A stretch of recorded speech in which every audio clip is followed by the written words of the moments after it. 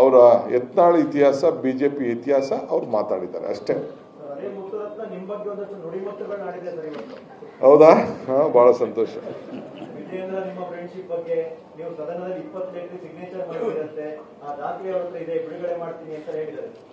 Okay, ಬಹಳ ಸಂತೋಷ.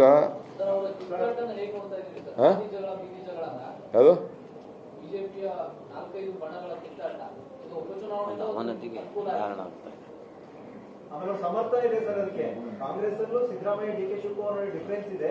ಮೋದಿ ಅವರು ಕಚ್ಚಾಡ್ತಾ ಇಲ್ಲ, ನಮ್ಮಲ್ಲಿ ಮಾತ್ರ ಕಚ್ಚಾಡ್ತಾ ಇಲ್ಲ, ಅವ್ರು ಲೀಡರ್ ಹೇಳಿದ್ದಾರೆ. ಈಗ ನೀನು ಬಹಳ ಅಳಬಾ ಇದೀಯ. ನೀನು ಮಾಧ್ಯಮ ಸೃಷ್ಟಿ ಎರಡನೇದು ಮಾಧ್ಯಮ ಸೃಷ್ಟಿ.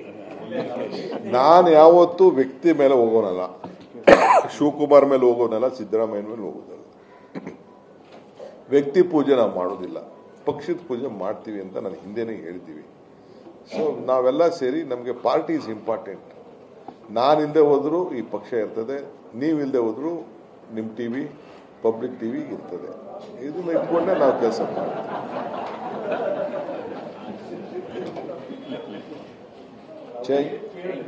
ಅಲ್ಲ, ನನ್ಗೆ ಗೊತ್ತಿದ್ದು ನಾನು ಹೇಳ್ದೆ ಅಷ್ಟೇ.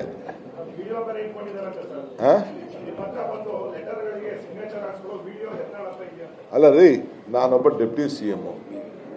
ಈಗ ಹಿಂದೆ ಯಡಿಯೂರಪ್ಪನವ್ರು ಬಂದಿದ್ರಪ್ಪ, ನನ್ನ ಹತ್ರ ಬಂದು ಅವ್ರ ಕ್ಷೇತ್ರದ ಕೆಲಸಕ್ಕೆಲ್ಲ ಬಂದು ಸೈನ್ ಹಾಕ್ಸ್ಕೊಂಡು ಹೋಗಿದ್ರು.